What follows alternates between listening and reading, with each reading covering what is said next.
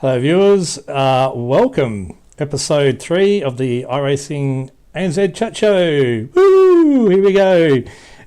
Exciting episode tonight. It's our first of our special guests. And as always, before I introduce our special guest, Trent Thomas, how's it going? Good evening, Scott. Good evening, everyone. It is going good. Show for you guys tonight. And as you said, with our very first special guest, which I'll let you introduce to our viewers. Oof, the intro. Well, what do we call this gentleman? The godfather of sim racing in Australia, maybe? That's terrible. The Jesus of online racing hosted series. I don't know. Everybody, welcome to the chat show. Mike Koroleff, welcome aboard, mate. Nice to have you here. Hey guys, thanks for having me on. I don't know. There's a lot of people that said "G" about me, but not like that. Mate, it's good to have you on board. Mate, long time friends, mates through sim racing. So I guess another similar example of myself and Trent, friends, and we've formed a relationship. Gosh, many years ago. So it's nice to actually get to sit down and have a chat with you and find out who is Mike Koroleff and the exploits of him throughout sim racing and etc. I'm looking forward to it. Very much. It'll be fun. Well, I don't think we ever stop laughing whenever we chat, so it could be a long show. There's a possibility. Yes. I don't know about you, gents, but to get me through tonight and having Mike on board mainly, I'm having a beverage, so bottoms up. Well, cheers. We're all having a drink. It's good to see. I think I might have to go out at half time and get a top up though. That could be on. I'm with you. We'll have a intermission for a minute or something in the middle of the show. Well, just blank screens while we run off. Well, I'll be back first. My fridge is 1.5 metres that way, so okay, mate, it's there, so I can be here and back. Okay, maybe flip a coin. Who goes first? On beaches. Yeah, no doubt. So I guess the show overall, having Mike on board, when we've done it during the podcast and we had a special guest, they came into the show and we covered off bits and pieces about them and etc. But being that viewers are able to see us and we're on YouTube now and that kind of thing, we thought that we would have Mike on for the entirety of the show and get his actual thoughts on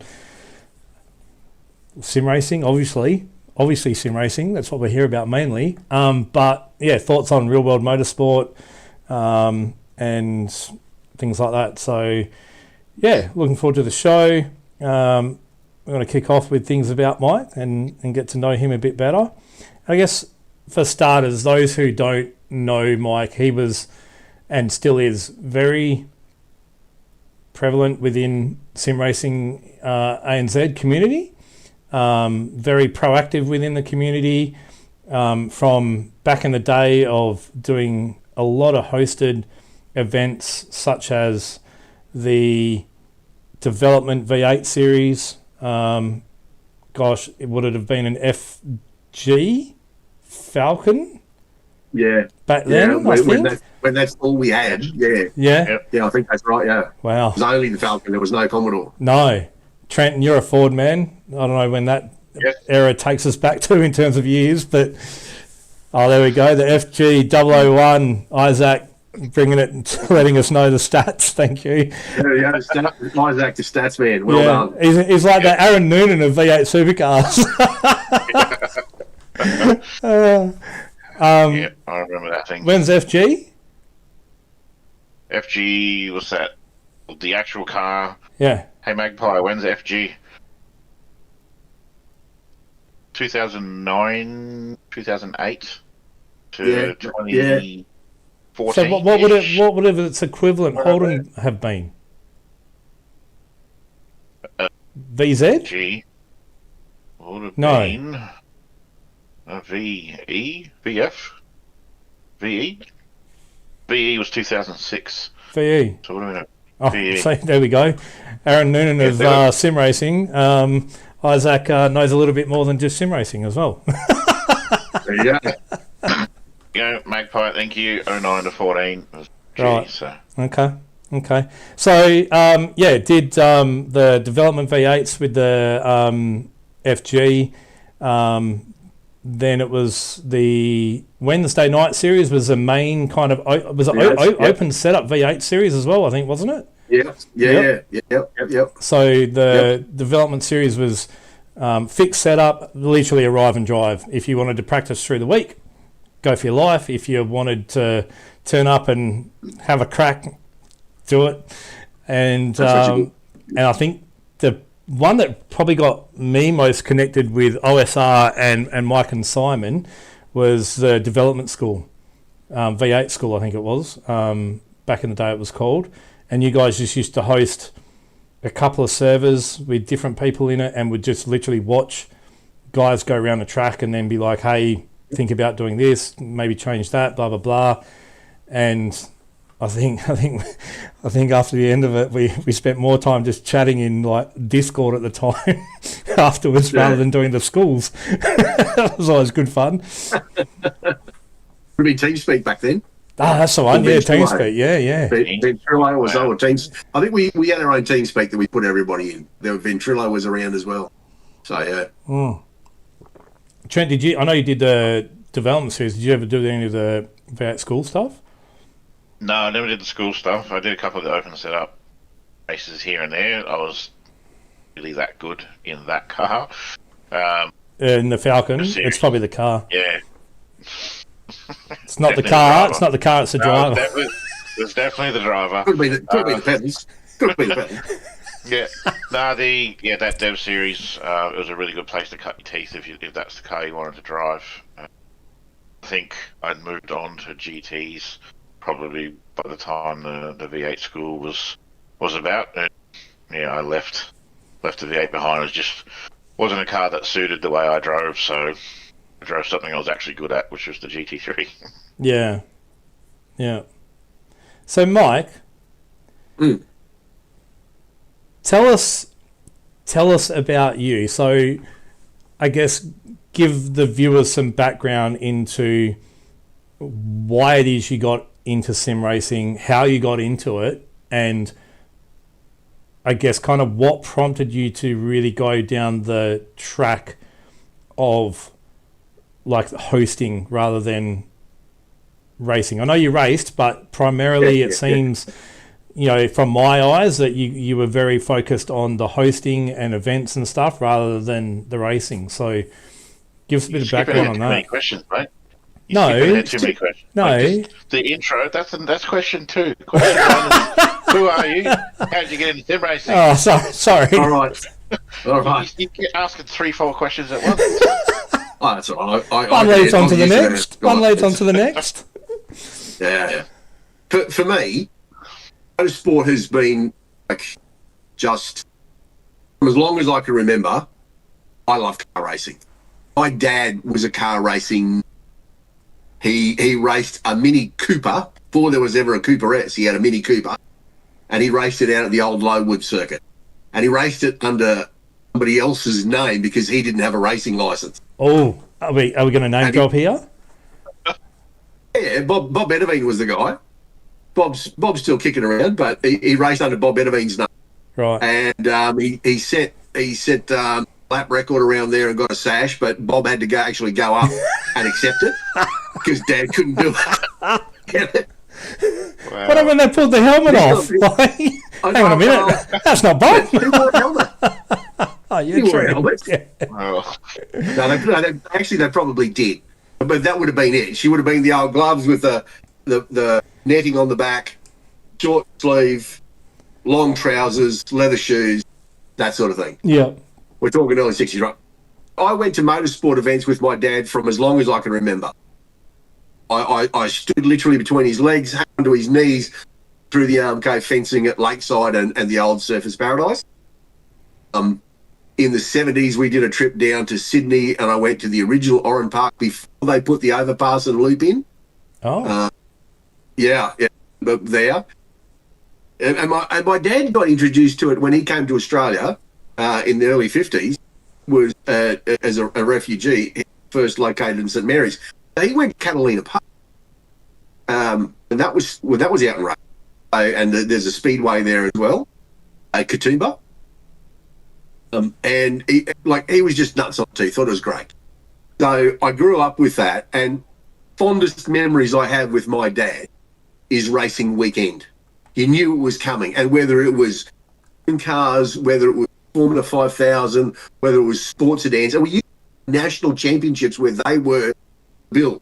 You know, that's what it was. So you had those 3 championships sort of going around at Rivers and Lakeside. So 6 times a year we were packed off for a day with Dad watching motorsport. And I was there. I don't remember. I remember a little bit of it, not so much, but literally at a Tasman round, when Formula One finished for the year, you had a Tasman round, Tasman Championship, in Australia, which consisted of 4 races in New Zealand and 4 races in Australia. Yep. And Formula One drivers came down here for a bit of a holiday because it was winter in Europe. So literally, guys like Jimmy Clark, Chris Simon, Bruce McLaren, Graham Hill, Jackie Stewart, Jackie Ickes came and raced against guys we had down here like Frank Matic, Frank Gardner, and Kev Bartlett, Alec Mildren, all those sort of guys. Yeah. And literally was at Lakeside in 9, because I was born then and getting around quite well. When Graham Hill was there, and he decided it was a really hot day, so he put his trunks on, went over the bridge from the centre of the circuit to the outside of it. Hill jumped in the dam, had a swim, came back into his race gear and had a second race. Cool. That's just stuff that went on, you know. I say, look, motorsport's always been around for me. I've loved it. And the most disappointing day of my life was when my father said, we can't go because there's been some new bitumen put down on the road home. Gone through it, and white HR Premier Holden red leather interior, a few spots up on the side panel. Have to clean those off. I've never seen a kid, with whatever it took to clean it off, down there scrubbing like buggery to get it off on a Sunday morning at 6 a.m. We could go to Surfers Paradise and watch a motorsport. And so it was just what you did, and I loved it. I absolutely loved it. Yeah. So I lived through all that. So when sim racing, when computers came along, computers are cool, you get into it, that sort of thing. And then there's a possibility you could buy a racing game, a racing game. And you get a steering wheel. I bought a Microsoft Sidewinder feedback, right? So it had vibration and pedal shift, and you had an accelerator and a brake and a or two, and away you went. And a table that had like aluminium legs, so it was quite really strong, but there was no force feedback of any great strength anyway. So away you went, and you raced these. And then about 2007 thereabout, I walked into a Harvey Norman for something and saw a G25 sitting in a box. I'm looking at it going, oh my God, it's got a shifter, it's got 3 pedals, it's force feedback. So, $500 odd bucks. So that was in the back of the car, and we were off home. Copy of GTR as well. A GTR2? And loaded up was on that? GTR2. Yeah. There was a GTR one of my favourites. Yep. Yeah. I bought that. I'd not known about it. And I loaded this thing up, and away we went. I was on this rickety bloody table, steering away, racing, doing all that sort of stuff. By myself, not even online. I didn't even have internet then. No. Yeah. Because I had internet, dial-up internet with no software or anti-malware stuff. When the guy looked at my computer, because I said, it seems to be going really slow, he said, I've never seen a computer so much spam. It's clogged up. He said, this thing is absolutely It's loaded. Just throw your hard drive away. He said, I don't know if I can get all this off there. He said, I really don't. I'm a bit frightened because God knows where you've been and what you got on there, but I didn't know any of that. So anyway, you did all that. Oh, that's cold.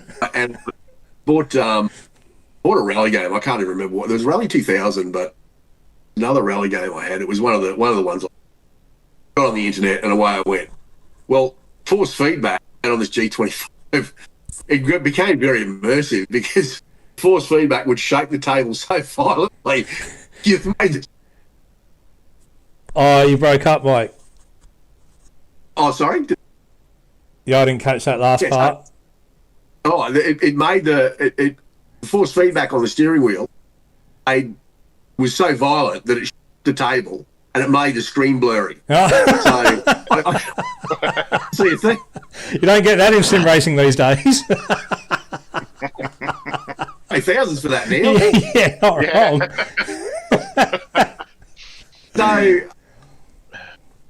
So, and I knew nothing. I thought, okay, what's the online component? What does that do? So I had a look at it, and I joined ASRG, Australian Sim Racing Group, the original version of it, not what's out there now. And joined the website and was exploring all this stuff and joined Sim Junkies and so forth and saw all these guys making sim rigs and triple monitors. And at that stage, you can only do that via a digital to go triple head, triple whatever box.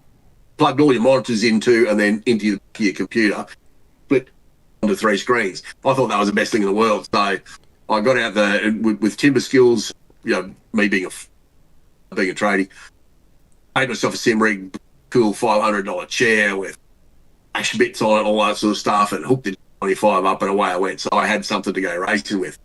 And the guy says to me, he says, okay, we're working on GTR 2, we're doing a Mustang mod. Just download the mod, drop it in your folder there, and you can come racing with us. So where do I drop it? He said just in your C drive, in your folder. Where? He said, go to your root directory. What's a root directory? He said, okay, here's my phone number. We need to talk this one through, mate. This is no. Oh, that's mint. I rang him and I don't. My start away I went, so started racing with those guys and with Archer and doing all that, having a great time. And so, Mike, they were all just maybe move in a bit closer if you can. I don't think your mic's picking you up fully. Oh, okay. Yeah. How's that? Better? Seems to be. It's just more the sound. Like the picture's fine. It's just the sound is not. Oh, okay. Yeah, Sorry. It's breaking up. That's all. No, all good. All right. So anyway, so from there. Yeah, sim racing was good, and I'd had Pirates games, all that sort of stuff, seen some of those bits and pieces and enjoyed it. And at ASRG, because they had R Factor and okay, you buy the game once and you got all these mods and you go racing, and that was all great. It was pretty obvious that as the game gets older, and eventually, you've got to buy another one, or you want to race this, you've got to go into that. Things didn't line up, and racing came out as an alpha and then a beta, and a guy called Vale Riches, who was around the sim racing community from years ago. Wow, I know the name. I know, right? Yeah. Don't forget, he came up with a whole pile of invites. And so we got into the iRacing beta, and that was middle of 2008. Was it race back then? No, this was after. It was called iRacing. Yeah, okay. It was a beta, and away we went. So I got onto it, and I just thought to myself, this is brilliant. And everyone went nuts over it because, subscription based, you got to keep paying for it, I'm not going to do that. But on the flip side of it, how you create an income to be able to develop the game. And as you expand, it's exponential. It's an upside-down pyramid, isn't it? Yeah. The more people you get in, the more people that pay, the more expansion you get. And look what's happened to it and where it is. So I saw that as a really good thing. Everyone else, debating backwards, I'm not going to pay, and I'm not going to do this, and, you don't even own the cars. Well, you do. They're available to you. You've paid a one-off fee and away you go. But anyway, all those arguments. So went through all that and started doing that a fair bit, really enjoying it. ASRG sort of closed down a bit. and I went over to a mob called Oz Team, and it was run by a guy called Gavin Chat in the come out of West Australia. A bunch of guys, everything was great, but they had been involved in that V8 development mod for the IndyCar game, and there was a big court case that went on with iRacing and Dave Kramer and those sort of guys, when they sort of said, look, you can mod, I think they said you can build a mod, don't change the game engine, you can add a mod to it and away with it. Anyway, this clown in the US, he went out and he haunted them, he changed it, he did everything he was not supposed to do, and then he attacked their staff with really disgusting, rude emails and, you know, click on this link and all sorts of silly things went on, and just made a clown of himself. And that caused everybody at first to basically say, righto, no modding. You're not allowed to mod, way you go. And the Australian community had done a really good job, and they had a V8 mod which was pretty much finished. And it was just, they got a cease and desist order, and they begged and pleaded and tried to do everything they could to continue with it. But because of this one bloke in the US who wrecked it for everybody, she was over. I've got a copy of the judge's remark and everything that he considered. And it was about 6 pages long, and I read the thing. And it was quite amazing what I did. Wow. And basically all they did was they wanted him to stop. They made him stop. And they didn't even sue him for damages or costs. They requested $1 as a way of repayment. I think the judge gave him costs, and so he was crying poor and that he'd been attacked and all this sort of stuff. But iRacing never actually. They didn't want it. They just wanted him to. So anyway, so that wrecked it for them, and that created a real amount of angst in the Australian community for those people. And iRacing was then released, and we're all sort of got accounts, and we're going, and 50% of the members there were on, and we were sort of saying, well, let's take Oz Team to iRacing and race there. You know, the modding group, those older guys that had been involved in all that, they all said, no, don't want anything to do with it, don't want to be it. No, not having anything to do with it. And so they poo-pooed it all. Meanwhile, half of their contingent were over there racing through the week and coming back and doing the odd race with Oz Team and so forth. So we finally, one bloke just stood up to him and said, no, we're going to do this. And they did it, and we got our V8 Supercar Series run for Oz Team, under Oz Team's name, into iRacing and away with it. And that started within iRacing. And we had to register through their website, and you know what iRacing's like at the time. Before Discord was around, everyone was on the Australian forums, and you ran your whole series through that. Yeah. And so we had this, we could run everything there. We didn't need to register at another website to come back and forwards with. And it just got harder and harder and harder and harder. I understand why Gavin wanted, and that's okay. But it became obvious that it was not tenable anymore, and we either go one way or the other. And we said, no, this is and to this day, the core of Oceanic Sim Racing. So there's myself, Simon Black, Marty Atkins, and Nigel F. E-double-F-E. And said, righto, we're going to form a breakaway series. We're just going to do it. And I was very hesitant with it. But Simon said, look, we just want a league, right? Go sim racing and have fun, and to race with other like-minded people. That's all we want to do. Anything else is superfluous BS, and we're trying to get rid of all that. Yeah. And the minute we became Oceanic Sim Racing, right, everybody still raced with us. There was a bit of a kerfuffle over Oz Team, and I understand why, but sorry, God. And everyone came racing, and away we went. And there was the iRace for Fun, run by Gavin Sadler. Yeah, Gavin Sadler. Yep. Fantastic. He started off a league, and he's gone off, and he races gas-powered radio-controlled cars now. Very good at it too, just quietly. Got his own business, selling spare parts, and quite successful, racing and selling.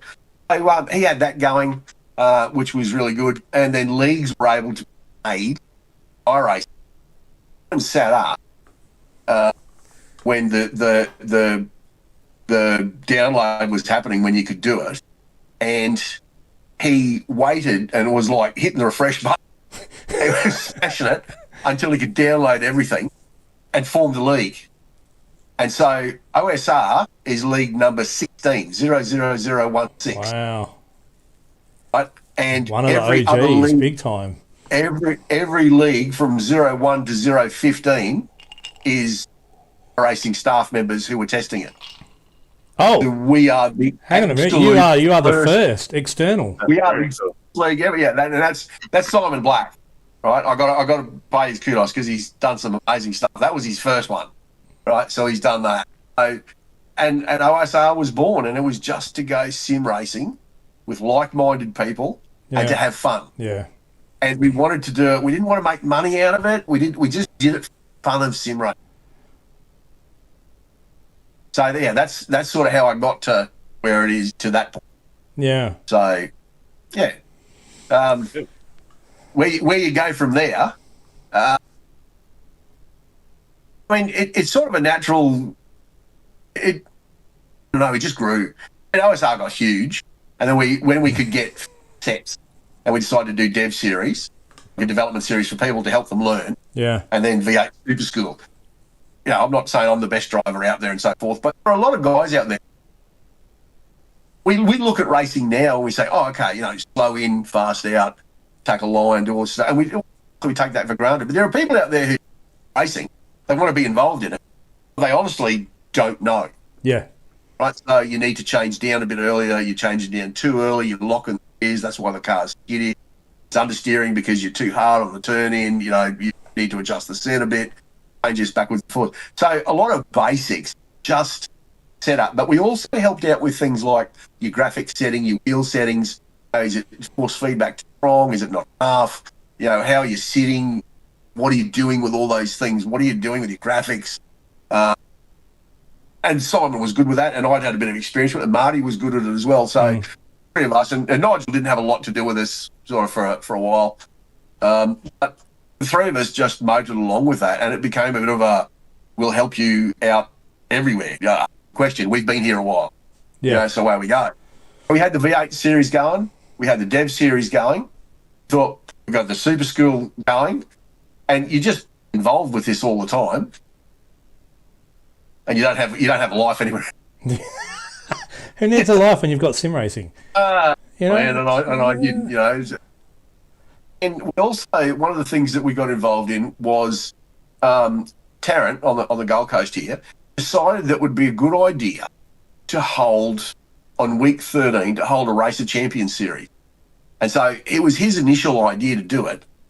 We'll invite 40 guys, each pay a few bucks to be involved, and you over Saturday night and Sunday night, you have 2 races each night, and you race off, you know, in fixed set, identical cars, do up your skins while you go, and we're not going to give you too much time to go and practice. We'll tell you what tracks you should own, what cars you should own, but no combinations and setups and lots of stuff, and then away you go.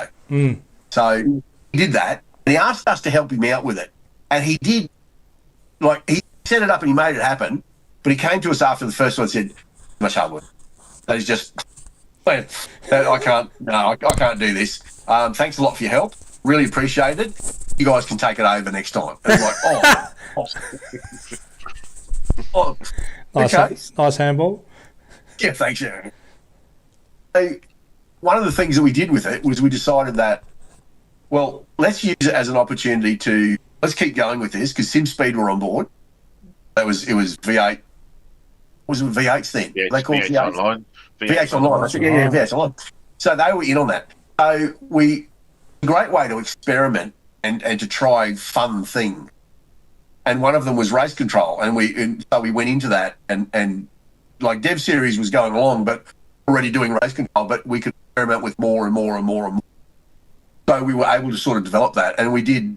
So I remember when the Porsche came out, we had it was the rough, so we did a Porsche Cup race, and Bathurst came out, so we raced it at Bathurst, and then the supercar came out, we could do a 1000 and all those sort of things. So we were able to do those sort of races. We did that in the Races Champion Series, but then eventually we did a Bathurst 1000 as well, and all those sort of cool things. So we could try all that pilot, and we sort of got known as the can-do guys for that sort of thing. We also raised money for charities. So Kids with Cancer, McGrath Foundation, and we raised, and through the community, through we raised over $10,000. We donated to those charities and so forth over the years. I think we did about 12 or 13 Race of Champions. Yeah. And it was fun because you could have all the combinations. You know, we started racing on tracks like the road circuit at Miami, favourite to use. You know, because you didn't get that we didn't have any say in the officials and how they happened. You just got the courses and that was it, where you all raced. You know, and everyone was doing supercars. So we could change that around and change it up. And we did all that sort of stuff. So in 2014, the issue of people farming iRating to get into split one on a Monday evening was raging. Good old farming. Still a thing I know. today. Still a thing today. I know, right? I know. But guys were just farming. So you didn't have necessarily all the fastest guys in split one because they didn't have the biggest iRating. And somebody had been farming several weeks and we got in there and they were 2 seconds a lap slower than the fastest guy and they were P nowhere, but they were in split one.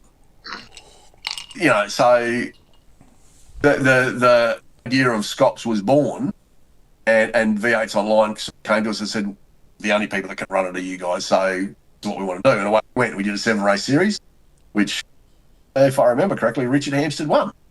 And that was the first he was an inaugural winner, wasn't he?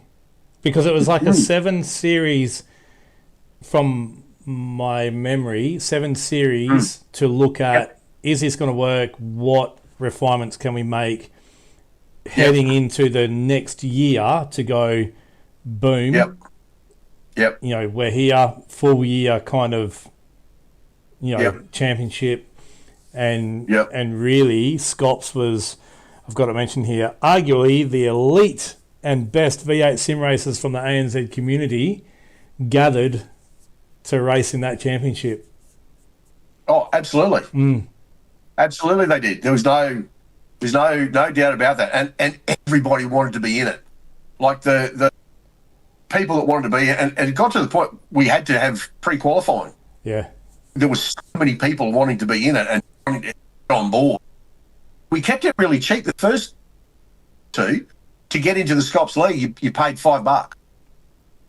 Because we just needed to host servers. But then it grew from there. We had to do more and more and more, hosting a couple of servers and help out. And we got sponsors and away we went because it started to get more and more expensive to actually do the series. Yeah. So, we went with that and we ran with Scops for 10 years. 10 years. Yeah, we did 10 man. seasons. Yeah, we did 10 years. So that's a lot of work.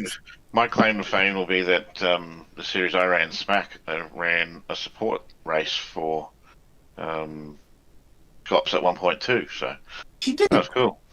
Yeah, no, actually, thank you for reminding me. Actually, one of the things that we looked at doing is involving other leagues to run stuff really cool. So that we could. It took pressure off us, but it added to the event as well because you had this secondary race that was going on, just like you'd have an event. Support categories. Support races, support categories. Yeah. It was a really good aspect, Yeah. That's right. Thanks, Trent. Oh, God, I'm sorry. I apologise for forgetting that, but yeah. How rude. Hey, Trent. How did this guy even get... How did he get invited to the show and he can't even remember little things like that? Right? That's terrible. You're involved with all that, but the administration side of it becomes huge. Bringing people into the league, your admin, working out costs. There was a thing went round, I think, after the second season. Rule book. So in the off time from like the end of the year to the beginning of the next year, I sat on an old computer. I was living at my partner's house now, with her, and just downstairs writing a rule book. And it ended up being like 40 pages long, and we condensed it down and adjusted it because it's just start by thinking, but what about if they're going? Oh no, they can't do that. Yeah, oh no, and probably I wrote from the point of view trying to make common sense of it as best I could and put it together, and we refined it and adjusted it, and it's gone. It's gone on. If you have a look at it now, it's bigger and better, condensed. It's more whatever, but we just had to work for the lowest common denominator, write it. And I'd had in a previous life at a time in the QPS, the Queensland Police Service, and working at the academy. I worked as a police prosecutor, so I was reports. I read and wrote law reports and serial reports up to the government, through the service of the government. And then I went to the academy and wrote law programs to teach other police law. And they went off to university and got them all accredited and all that sort of stuff. So you had an idea of how to create a framework to make it work. It wasn't probably the best thing that you could ever have, but it worked. And it pretty much covered most things. And if it didn't, we adjusted it and we added to it so that it could do that. So we did stuff like that, and it was a big suggestion, and it came from the community. It wasn't, I won't say it was us, we're the grandmasters, the architects of it. Things like, race control, safety cars, those sort of things developed out of the community feedback wanting it, then us figuring out we're going to do it, and then make it, because you've got to make it foolproof. If somebody can game it, then they will. So, you got to work through it. And it was me in particular that was very cautious introducing new things, because it was like, have we thought of everything? Will this work? Can we make it happen? But is there a loophole? Have we forgotten? And you just road tested a million times and show me a way to do this better or whatever. And we did get in there and we got it done. So, the safety car things, all that sort of stuff, how we wrote rules, and just race control in general was sort of community feedback on what we needed to be better, because we got abused for getting it wrong.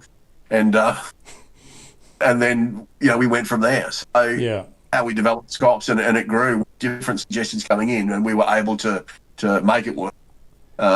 And to lead it on to what it is today. I think the hard thing, for introduction of a rule and do you cover everything, and, rules are always will be and have been about who can find the exploit, right? And exploit it to their best advantage.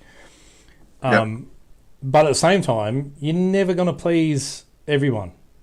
Somebody out there is always going to have an opinion, and that's fine. Like, everybody's entitled to it. Look at our show. We've got opinions flying left, right and centre and don't give a fuck. So, but you're never going to please everybody, right? So, if you're pleasing 90% of the field and you got 10% that aren't happy with it, or they don't think that it's the right way to go, what avenue are you going to take? You're going to take the 90%, aren't you? That's right. Like, that's right. That's a given. If you're 50-50, how do we work through this? But Look, I know that in doing that, and I won't say I was hard nosed about it, but I was confident about why we do certain things with motorsport, and we come out later on. And a lot of motorsport now, attitudes are governed by how people race go-karts. And that's not how motor racing was. You didn't lick it and send it. You set up a move and you made it, or you were patient. Now, got to have it, shove it in there and away we go, and then, not my fault, overlap. All those sort of silly things. There was a lot of backwards and forwards between drivers about what was acceptable, what wasn't. We penalised what we didn't. But we stuck to our guns, and we got accused of favouritism and, you don't like me, you just did it, you've run series, Scott, and you have too, Trent, so you know what it's like. You get that. It's car A, it's car B, mate. You took your foot off the brake. Yes, you were first to the, but you were going to be first to the fence as well. Right? So, and when you use the other car, when you use the other car to stop yourself making to the fence, you said that's fair pass because I had overlap. 30 kilometres an hour faster than the 8. Serious? Okay, no, you're right. You're right. You've raced a go-kart, so you should know. Yeah. Anyway, so you had that, but we stuck to our guns, and key thing for us was integrity through that series, is to be fair all the way across the board. And it's not an easy thing to do. We worked very hard at it, and that's why we actually kept the SCOPS admin very small, because we had a small group of dedicated people who you could trust, and they're still in OSR today. Yeah. And why we're all quite small because you knew that no matter what, if it was me and Simon having an accident and Henry was the adjudicator or Brett was the adjudicator, we knew that we would get a fair. It wouldn't be, I like Mike better than Simon or Simon better than Mike or whatever. That you would get a fair call on the actions, not on who made them. Consistency, regardless of who was pulling the shot, that was consistent. Absolutely. And there were some drivers in there who made our lives hell. And it doesn't matter. There was one particular case. Name and shame, go for it. Oh, no. I do. Oh, I'd love that to come out. Oh, okay. Well, look, one really good thing was like Lee Ellis. Lee Ellis was, dragon bowling. Lee would clean people up all over the place, and he drove erratically sometimes. Sometimes he drove brilliantly, but he was always giving us a hard time. And John Lathan clipped him coming out of the last corner at Watkins Glen and turned him round. And everyone was going off at Lee and all that sort of stuff. I said, hang on, no, John changed line. I mean, Lee was somebody who we were not friends by any stretch of the imagination. And if I wanted to be, it would have been very easy to go, yeah, no, that's Lee's fault. And go, yeah, suck that, back, mate, up yours. But the circumstances, it was John Lathan that clipped him. And I argued with all the others that no. And away we went. So, and you had to maintain that. And nobody saw that, people behind, in admin. No. And we were all the... And that's what made it such a good series, even though we locked with a lot of drivers over specifics. And there were some very heated arguments. We stuck to our guns because of the reason why we made the decision. And sometimes, and we're not saying we got that right all the time, but time we did a pretty good. Yeah. So, yeah, and it was a good, I can't say that, I've got to say that without Simon Black, without Henry King, without even Brett Loxton, without Nick Parker, and there were guys that came in for small time. Simon Mazzomo was in there for a little bit. A couple of other guys that came through for maybe a season and helped out. Dan Stevens drove the safety car often for us in the big enduros. Blew one up, didn't he? Sorry, what? Didn't he blow one up? Oh, yeah. Oh, everyone's like that. Yes. Yeah, you're not anybody till you've spun a safety car in pit lane, which only Simon Black has done. Oh, that was Simon. Let's not talk about that. Yeah. Guys, what do we do about a safety car? Oh, we kind of blew the engine and we don't have a spare. Yeah, I'm going to need a brief intermission right now. Oh, is it? Will you go, Trent? We'll hold the fort. We'll hold the fort. Cool. Yep, sweet. Don't let the show go to shit without me, all right? I'll be back shortly. Oh, it's bound to. Right. While you're there, I'll have a Oh, he's gone. Okay. He's gone. I think, mate. You look at those times, like little things like that within a championship, like the blowing up of the engine or spinning in a pit lane kind of thing, and they're the memories. Hey, listen to him. No, he says he hasn't. He didn't blow it. It was Dan. Listen to him. He said no, I didn't. Somebody. Welcome to the show, Dan. You got thrown under the bus there. We'll just pull you back out. Well, Scott threw under the bus. I didn't. It did happen though, didn't it? Didn't somebody blow an engine? Simon blew the motor. Oh, Mazzomo. Well, it wasn't Simon Black. Mez or Simon Black? It could have been either. I don't think Mez ever did. Oh, well, did. I think he did. No, he might have. I think he did. Simon, if you're out there, Mazzomo. Well, you got the scoop the other weekend, so I'm amazed you're not listening to the show. Hang on, now if you just trust the Kiwi. Oh, do you know what? Trust the Kiwi. Do you know what? I bet you it'll be. Where's Aaron Noonan of Supercars? Isaac. who was it that either blew the engine or spun in pit? We think it was Simon Black who spun in pit lane, but pretty sure. We need to find out whether it's Simon Mazzomo who blew up the safety car engine. Because they had it parked in pit lane after coming in, and they didn't turn the engine off. Yeah, and it turn the engine off. And boom, out she went. Yeah. to that, we started actually loading up 2 and 3 safety cars. Yeah. So when that happened. Nothing like having a starter and ignition mapped. You know, who would have thought of that? That's it. It would have been Scott's, Isaac. Would have been Scott's. Yeah, Scott. Yeah. Or wasn't it a 12 hour? Speaking of 12 hours, because that's next on our chat. Is you moved viewers. I'm pretty sure it was Scott's and it was at Bathurst. Okay. Pretty sure. Right. Yes. Okay. Yeah, definitely. There we go. Yeah, Dan says definitely. Righto. Going back to those guys, all integral part of it as well.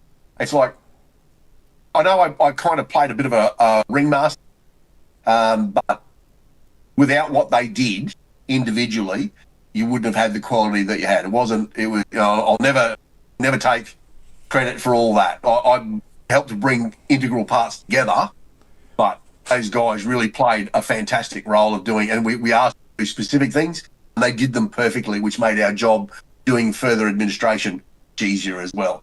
It all seamlessly goes together, and you get this wonderful thing coming out of V8s Online at the time, and then Tin Speed, to be this wonderful production, which all with commentators and so forth. And you got to those guys as well.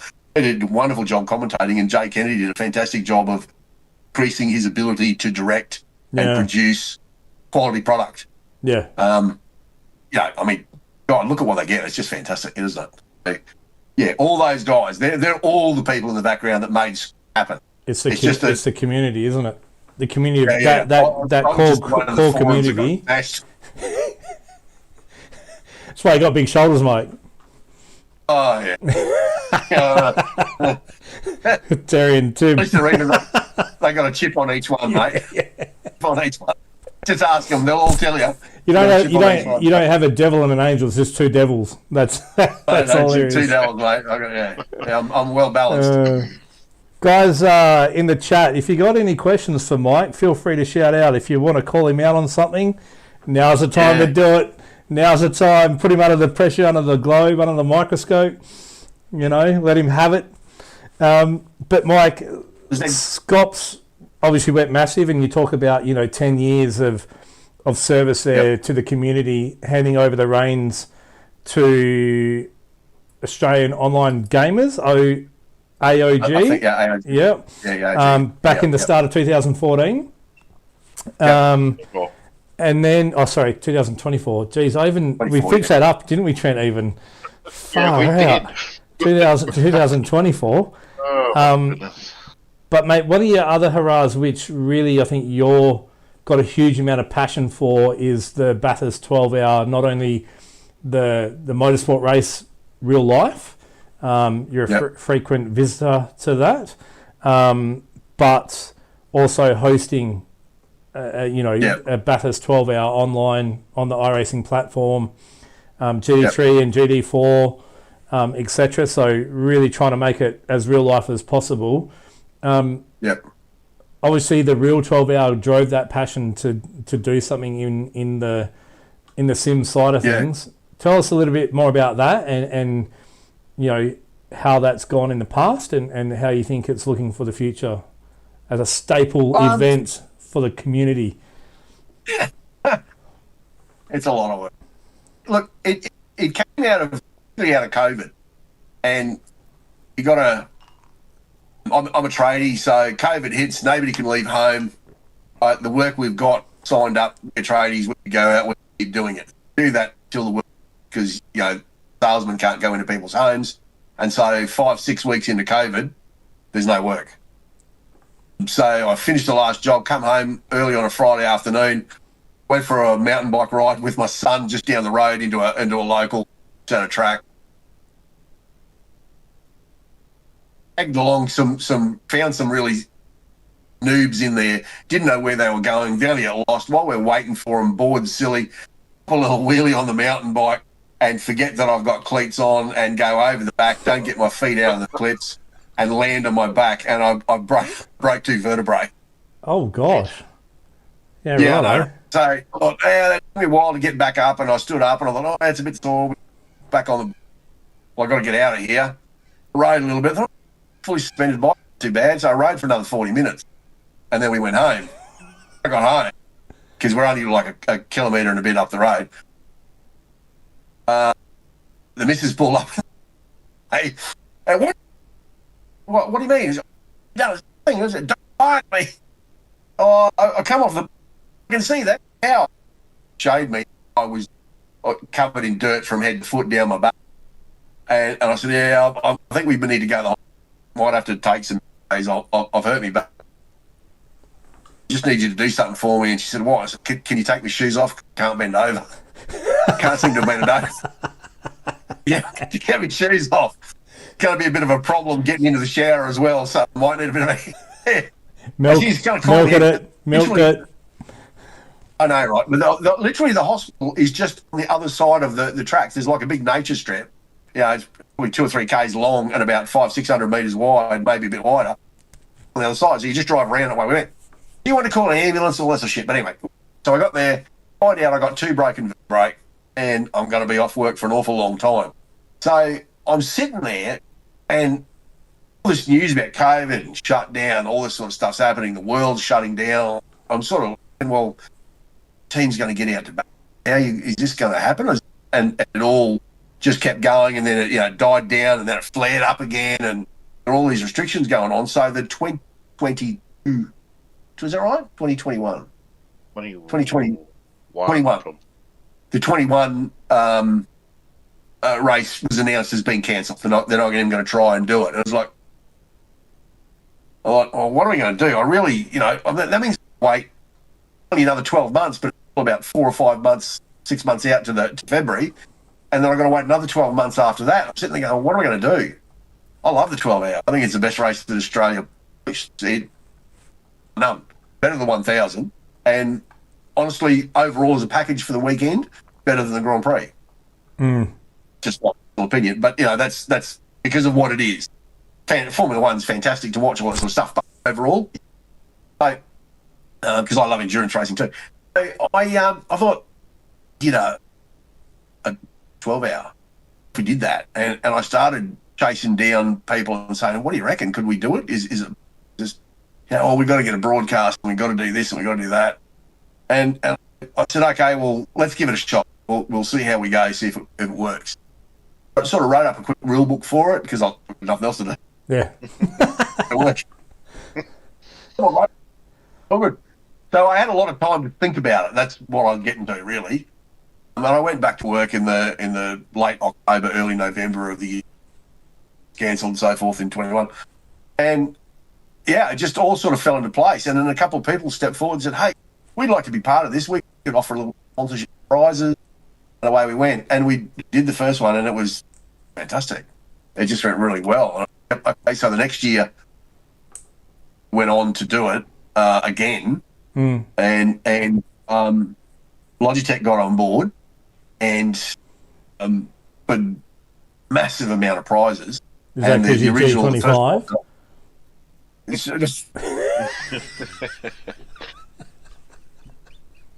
Yeah, no, well done. And didn't at that stage, and I don't know that it's been beaten. We had $15,500 worth of prizes in value. Yeah. To give in cash and value to give away. Trent had that back in his Smack days, didn't you, mate? No. Yeah. I'm pretty sure I might have pocketed it all too. Yeah.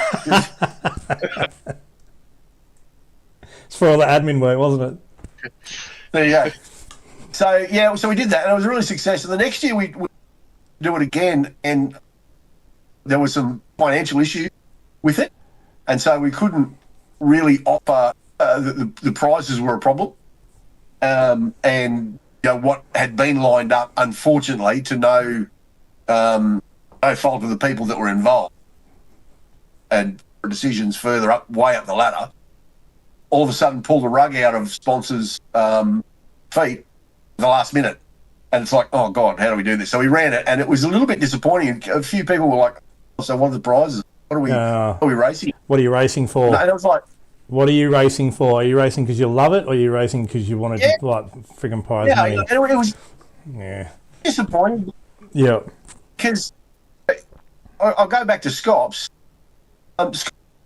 Made excess every year. We had a little bit left over, right? But we never, like everybody that was an admin in Scops, nobody ever got paid. No.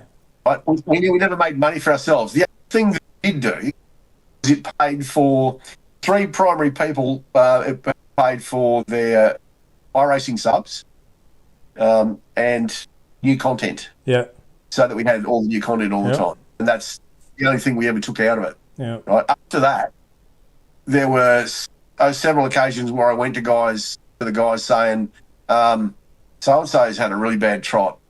One bloke had a 49-inch curved monitor and he got sacked from his job and he was clean. He went, so he went home to clean his rig and he knocked it over and he destroyed the monitor and he'd just been sacked from his job. And I was, serious. I thought, this poor bugger. Sorry, I'm not laughing at what you're saying, mate. I'm laughing at the chat. Oh, what's the chat? Dance. I know.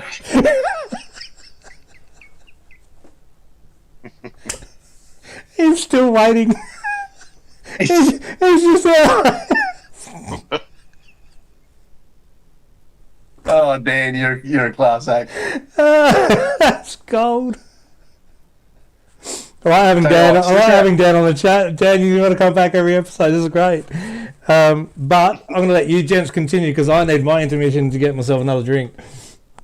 There you go. Yeah, so there were times where we helped people out, and we put a bit of money into that to help him get a new monitor and get back on his feet. Mm-hmm. So the community did as well. Put some money up front. We made it happen. So. Yeah, their 12-hour, I risked it a little bit, thought, you know what, we're going to go with trophies. And I bought a whole pile of trophies and put the 12-hour badge on them, did all that sort of stuff up and set it all up and away we went. And that's been really popular. We've done that for 2 years now and we'll do that again. And it's nice to race for a trophy and just out of the blue last year because our 12-hour normally happened before the real one, but last year it had to happen after the real one. So I thought I'll take some trophies with me to Bathurst and maybe get them photographed on the pit wall or something like that for advertising so that I could put it up there. And as luck would have it, I know some people down there who knew some people and we're all sitting in the right place. And they said, you should come back down to the pub here on tomorrow evening because a lot of the drivers and teams come here for dinner after on Friday night. So, come on down and you never know, you might be able to pick up some autographs, get something autographed, And I thought, oh, that's a good idea. I strolled in with the went and bought a permanent marker, did all that sort of stuff, strolled in, sat down with the guys, chat. Well, drivers come through and, okay, supercars driver, yeah. Supercars driver, yeah. Oh, hang on a second. That's Sheldon van der Linde. That's Kelvin van der Linde. That's Giello Raffaello. Holy shit, that's Vincent Vos. Holy crap, that's Valentino Rossi. Excuse me, gents. Do you mind signing this for me? Where we go? And I got the pole position for GT3 and GT4 trophies signed by all those drivers. So they were autographed. I thought, I don't want to give these away because this is who gets that? Yeah. And then I them signed. So I raced down to the and I got I had a first place GT3 trophy with me as well. I thought, well, what am I going to do here? And just then Kenny Habul walks in with Lucas Stoltz and I think of his name, the French Belgian. Whatever his name is. Oh, Gounon? Gounon, yeah, Gounon. And they're standing there. So I got them to sign that as well. So, and I thought, well, I've only got one of these. I haven't got all 3 of them here, which is a bit of a bugger. So, all right, the driver that wins, team that wins, the driver that sets the fastest lap of for them, they'll get this, and then the other 2 will just get the standard trophies. I had all these things signed. On top of that, I was able to, being a member of a GT3 group that's very prominent and always has a prominence at 12 hour, has involvement with the commentator. I was able to sidle up to one of them, have a bit of a chat, and John Hindhaugh very, very kindly agreed that if he said to contact his secretary and have a talk to him, but he would be happy to drop in on our race broadcast. And I said, look, just 15 minutes, have a chat, have a bit of a look at it, make a few comments, chat back and forwards with the guys, and yeah, that'd be great. And he said, yeah, okay, no worries. And I chased it down. And I got like a week, and there was no reply. And then I got a reply saying, oh yeah, we'll just check it out for you. And then literally on race morning, I thought, what am I going to do? I really want this to happen. I've told a few people that it might happen, but no guarantees. And so literally with 30 minutes before the servers open, very early in the morning, our time, but late in the evening, UK time, sent a private message to John Hindhaugh, and he came straight back. He said, I'm just sitting here watching a bit of the NASCAR stuff, but yeah, I need. So, okay, have you got Discord? Yep. Okay, I'm sending you an invite. Bang, he's in Discord. Then we got him set up for the broadcast, so forth, and literally joined, and we had like an hour's just before we did the grid procedure and then starting the race the way we do and all that sort of stuff. He was there that whole time chatting forwards with the guys and getting set up with in the commentary box with live telemetry from Jay and all that sort of stuff, so timings, all that sort of stuff. You can see all that picture, and then stayed for 2 hours, first 2 hours of the broadcast. That's three and a half hours. Yeah. That's cool. He did it for the price of a bottle of gin when he comes back to Australia, which I've got to make good on this year. Wow. That's pretty ripper. There wouldn't be too many series on sim racing around the world that would have Mr. Radio Le Mans, Mr. Bathurst 12 hour, kind of coming and doing commentary and that type of thing, man. That's. I'm gonna have to find that broadcast now and go watch it. I had goosebumps. Last year's, goosebumps. Yeah, this year. No, this year. Oh, this year. Sorry, yeah. 2025. Yeah. 2025. Next year it would be this year, and the next year, and yeah. Yeah. It was a huge thrill for me, and he's such a nice bloke. He really is a good guy. He'd done the sim racing through COVID. He'd done some of the IMSA when they were racing online. Yeah. He'd done a little bit of broadcasting in the UK and in America for them there. But it was goosebumps. It really was. And yeah, it was great. It was just great. I reckon by now, Mike, your drink is probably warm because I don't think you've had any since we've been talking. Is it warm? Oh, knocking it all back. No? It's all right. Oh. It's actually good. I was starting to sweat then. I really was concerned. I can see in your eyes, Scott. Mate, before we're going to come back a bit to our roots in a sec, because we're bringing back our quick fire questions to our special guest. But before we move on to that, and we touched on a little bit this before with obviously handing over the reins of Scops to AOG, but you're still very active in the community with hosted series, but more of a kind of backseat style. Yep. What's it like, I guess, not being in charge? Like, what's that like for you now, and doing the behind the scenes kind of more work rather than the official hosting and having to set everything up and the rule books and everything like that? Like, how's that going for you? It's good because it just gives us time for Simon and myself to just, because he did a lot of stuff like that you just don't know, but he did do, right, which is great. I can't praise the guy enough. He's amazing, the stuff that he's done. How good he is.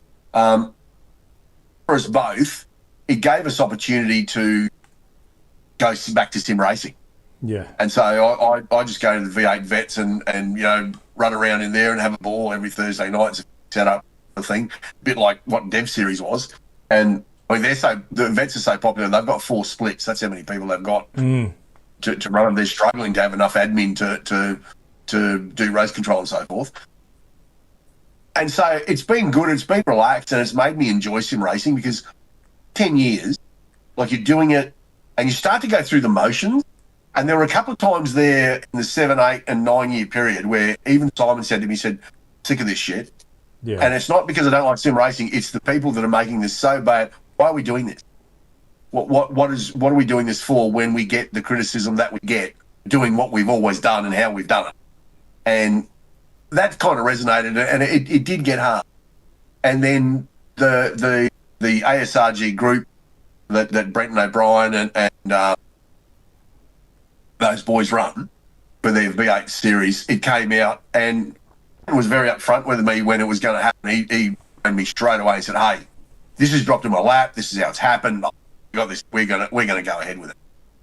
Looked and I thought, yeah, hey, it's a natural progression from what it is. And the key thing about it, I think, is that Brenton Hobson got involved, and the social media and the understanding that he has of that and the ability to produce it has taken sim racing a step forward again. And Brenton wanted me to do race control. I just said, I'm not.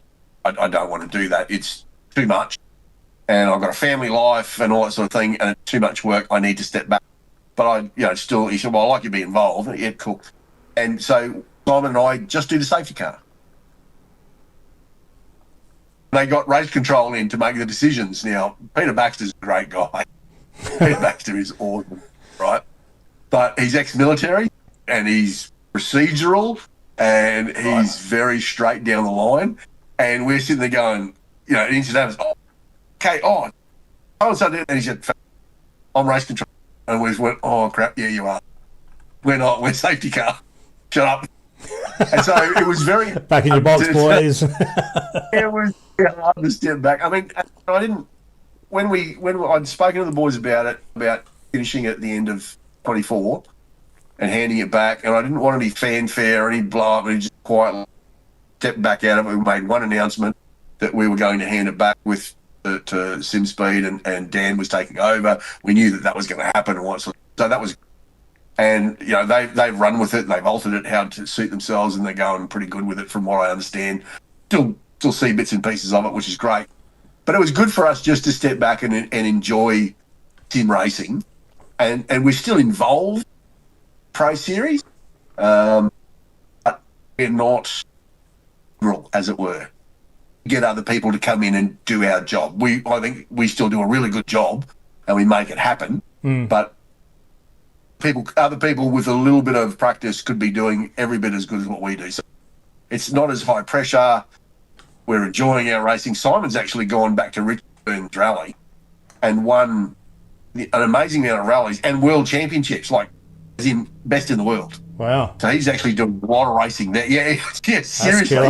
He's got some serious credentials. Yeah. So he's doing that, and the boys are still involved in little bits and pieces, and we come back together for the 12-hour. Good. So we still go back to what we do. And it's just nice. It's more relaxed. We get to talk to more people and can turn it off and walk away. More could never do. A social aspect rather than a organisational aspect, I guess. Yeah. There's a lot of pressure to get it right all the time. Yeah. It's in process. And look, everyone makes mistakes, right, as well. Like everybody. It's nobody's perfect. Even I often look back at the series that I ran and just think, if I had another chance, I wouldn't do that again. I would do it this way, or I'd do things that way and whatnot. But to be able to now enjoy the purpose that you got into sim racing for, is to go racing with like-minded people as a hobby, is very, very rewarding in its own right as well. Yes. Yeah. Yep. You can have a laugh with guys about stuff backwards and forwards, and I used to you develop a relationship with all these guys in the split that you're with, and there are times where I do clash with some of them, but you're just sitting there going, well, oh man, I had such a great race going, and then all of a sudden I've had this accident, but gee, it was a great race. Yeah. So, I went from in a top 10 finishing position to pretty nowhere, in the last lap. It was a great race, wasn't it? It was fantastic, so you're enjoying sim racing again. You're not doing it for pressured results. Yeah, that's it. We still need to share that Sebring clip. Do we? Do we though? Got to find a way. We know what the people are going to say. Right. The people have the vote. We know what they're going to say. How about we just give it to Mike? King Race Control himself. There you go.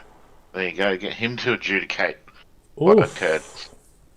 That could be a good possibility, couldn't it, actually? Unless he blames me, then all credibility is lost.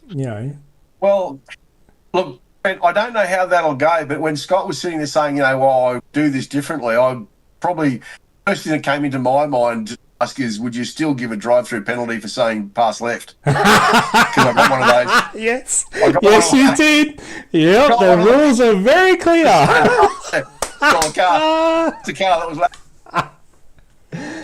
I'm going to answer your question, Mike. I'm going to answer your question, and the answer is no. You would not have. I can hand on heart. I can honestly say no. You would not have got a drive-through penalty for it. Okay. You don't have a Stevens. Yeah, it just doesn't beat. Okay, it's there. It's just dormant. It doesn't boom, nothing. We'll move into a bit more of a fun section of the show.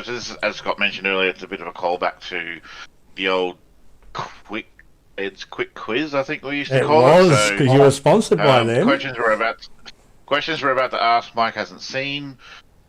The idea behind it is we ask a quick question, you just basically answer with the first thing that pops into your head sort of thing. So it's not like a sit and think about it, it's just ask a question, you just give us the first answer that comes to mind. And they've got categories even now. Yep, categories. Yep. So the first category is food and drinks. Food and drinks. Food and drinks, here we go. Hungry Jack's or McDonald's? Hungry Jack's. Yes. Yes, that's the correct answer, by the way. Spirits, wine, or beer? All. We don't answer that one. All. What was that? All of them. Yes, just a yes. I'm a bit of a gin snob at the moment. I've become a bit of a gin snob. Takeout or cooking? Cooking. Favourite chocolate bar? Don't like chocolate that much. Don't care. Oh, no, I do. The Lindt. Sorry, I will eat Lindt. And chocolate? Oh, fancy. Yep. Steak. How do you prefer it cooked? Medium rare. Yes. Another correct answer. Wow, Mike can come back at this stage. Sim related. Single monitor, triple monitor, or VR? Triple. Shoes or socks or barefoot? Even. Barefoot. Oh, really? Sprinter endurance racing.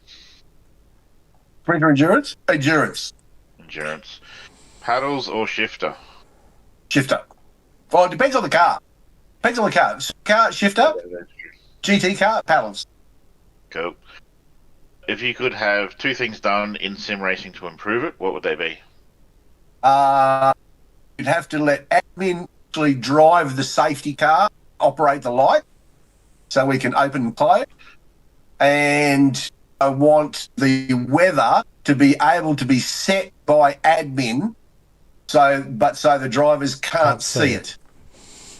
At the moment, we can only set it and let it go automatically, and what it does, it does. But if we set it, everyone can see it, and I want to be able to control that. That's cool. I think. Right. Oh, sorry. Go on, Trent. We can come back to some of the questions, I guess, can't we? Yeah, sorry. Real world motorsport. What's your preferred motorsport? Real world. World Endurance Championship, sports car racing, LMDH, LMD. Cool. If you could change one thing or rule within your chosen motorsport, what would it be? My chosen motorsport. What rule would I change? Make it easier to get tickets to Le Mans. Jesus, hard. Okay, there you go. Favourite race driver, past or present? and present. This is a two answer. This is a 2-question answer because you've got past Favourite and race present. driver, past or present? No, past and present. Yeah. Past and present. Yeah, I read it wrong. And me. Okay. Past as in dead or past as in bygone era? Up to you. However you choose. However you choose to interpret the question. Okay. Favourite driver, Nigel Mansell. Yeah. Right. Yeah. And present. Say is my favourite driver present. Who? I like Matty Payne. I really like Matt Payne. Okay. Last question. Is there parity in supercars? No. Oh. Why? Let's open up this can of worms. Anything that involves Scaife, there's never parity with. It's always GM bloody. I agree. So what we're saying is if we remove Scaife, there's parity. That's what you're saying. Yep. No, then you can actually get parity. You can work towards it. Yeah, I think like Dan asked, is that a trick question? A big thing to that would be like the way Bathurst went down and all that parity talk. Like the fact that supercars themselves released a report saying there was a discrepancy. Yep. Brody's then obviously run with that. But then Scaife gets out there and says, what's he talking about? There's no issue.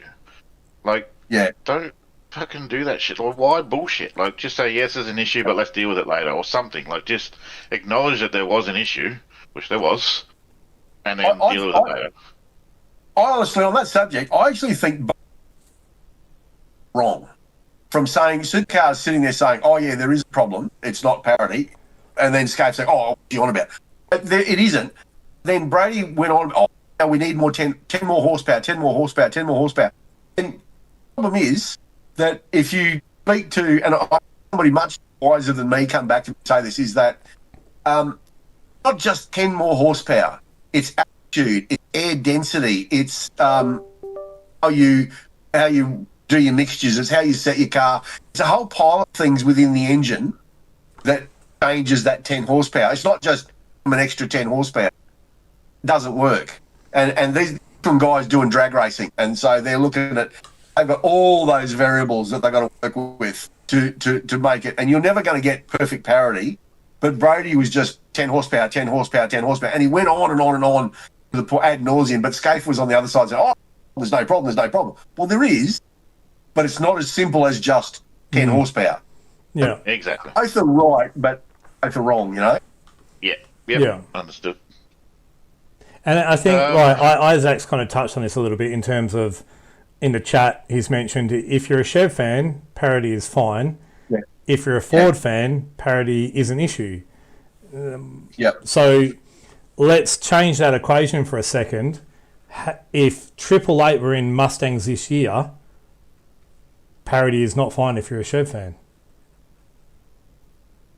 Because 888 are literally the team and the only team that are consistently within the top 7 cars that are taking it to the Mustangs in the championship. Yep. I'd even argue that the Mustangs have an advantage in quali, I think, at the moment. Well, if you take their response in terms of, we've got 1 lap speed, right? Then you could go and argue, well, you've got parity on a one lap situation, right? So is there parity then in qualifying and then a difference parity in race? Like, I think it's a hard one to argue, right? Like, I think Supercars has probably done the best they have up until this point to achieve as close as parity as possible. I think other than Bathurst, I think it's pretty good in the races, to be fair. I think it's been pretty good. You got, like I said, like 888 as the outlier, just smashing everybody. And that's just a single team just absolutely killing it. I do believe that potentially the Mustangs have that slight advantage of some kind in quality because they are quick over a single lap. But I think race-wise, I think the cars are pretty even.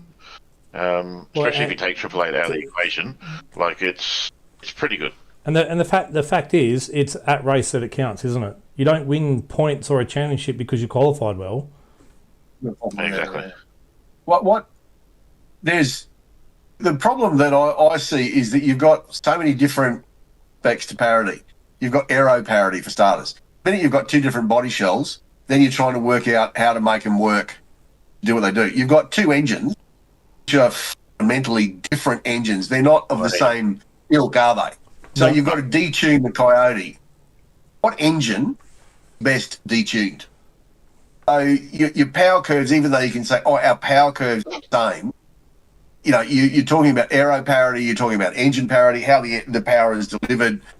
You can make them similar, but you can't make them the same. So they're never going to be perfect.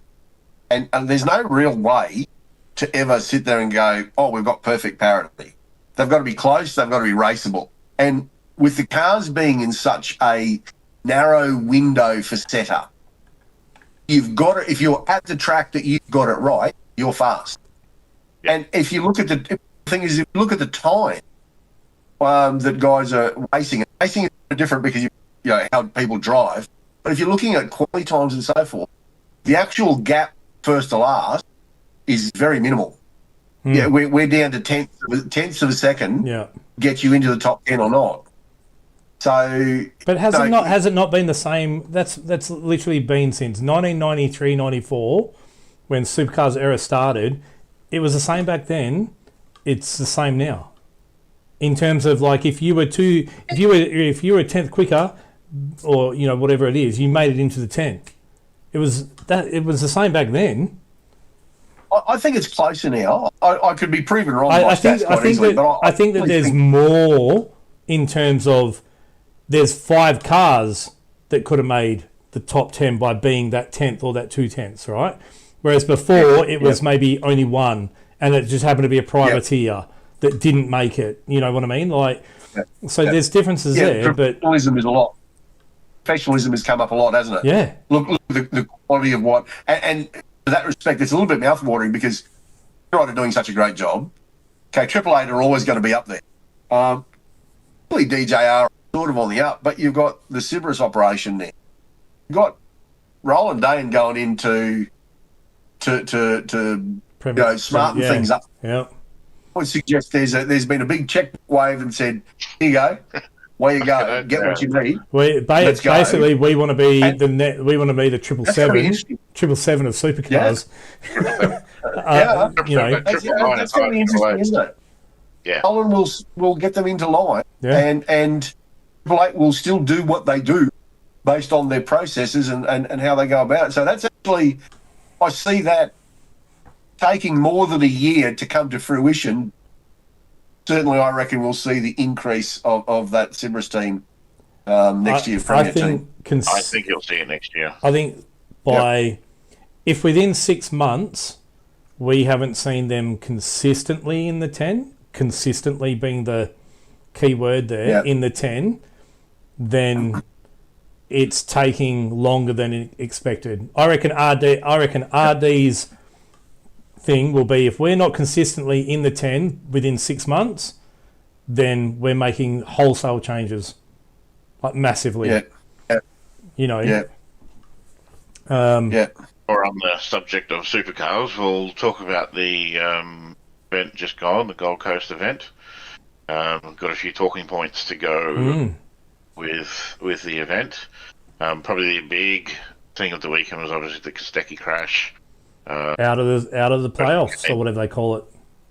Yeah, plus he's out of the playoffs. But that crash was a huge hit. I've never seen a car go front end into that fence like he did. So my question straight off the bat on this: who's responsible? Who's responsible for allowing that car to go out on the track? The car was safe until it hit the tyre bundle again, and then it wasn't safe. It was safe until that. Man, that thing was taped up flappy as fuck. Like, it's a no for me. So we've just been talking about how tight it is, right? How tight the qualifying is, right? and Brody's what 14th or something? Is that about right? And he's banged the front end up, right? When we're talking, when he's speed, now he hasn't produced his best lap. I know he can produce something better than what he's got, right? But he bangs the nose of it. They come in and tape it up, and you're telling me that car is going to go fast? It's not going to go faster.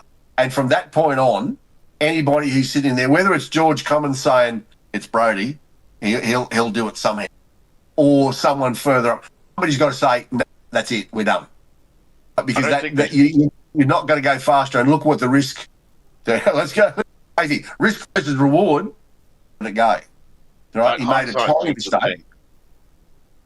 I don't think the team would have known what was going to happen. I don't think, like I said, I don't think the car was unsafe. It wasn't quick, but I don't think it was unsafe when they sent it out. I don't see him going any quicker than. And I think that's more so the point. So why send it out then and run that risk? Right. That's right. Why send it out? The only thing you can come back with is a big damage bill. You're not going to go faster. You put a new clip on the front of it. If you get out, if you don't have the time, that's it. It's pressure. The finals like what? Isaac asked the question, like, would the finals play be? Yeah, it would, but 100% would have been. But had you, yes, it would, and I get the finals part of it. I do understand that. However, we're sending a car out there that isn't even 90%. Like that front bar was like, at best, maybe 60% good, right? So the likelihood of it going quicker was actually quite a small percentage, right? Of going quicker. I would have said nothing. It's aero compromised. Okay, so let's just say that's tick. Yep, it's aero compromised. Let's not go.